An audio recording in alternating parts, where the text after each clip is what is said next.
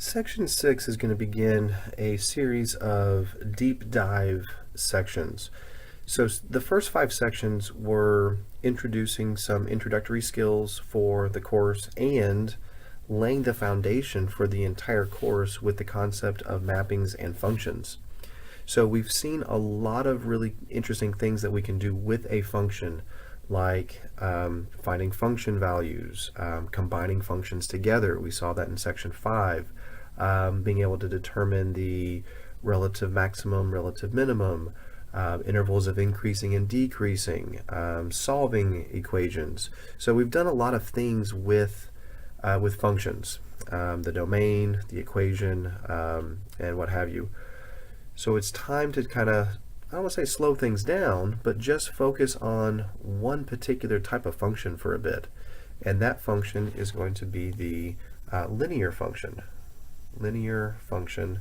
And I believe that many of you have seen the linear function before, so this will not be new for you. The first part of the section is going to be about identifying linear functions. So how are you going to know that a function that you're looking at is linear?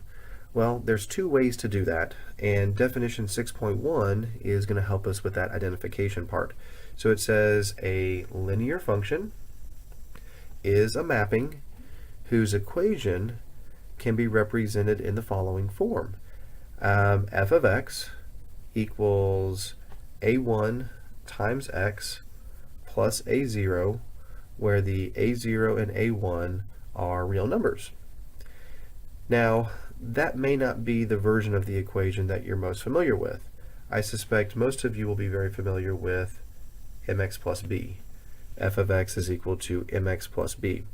So there will come a point where using the a1 and the a0 type notation will be really helpful. So when we get to that point, we'll come back and we will reference this particular definition again. But in the meantime, I think we'll all feel more comfortable using the m times x, where m ends up representing the slope. If you're familiar with the concept of slope, we'll talk about that here in a bit as well. And little b represents the y value for the y-intercept. So we can use b to create an ordered pair for this particular function. So algebraically, this is how you will determine if you're dealing with a linear function, because it'll have the form mx plus b. If you're looking at the graph of a linear function, then it will always form a straight line. So that's a way that you can graphically or geometrically determine that you're working with a linear function.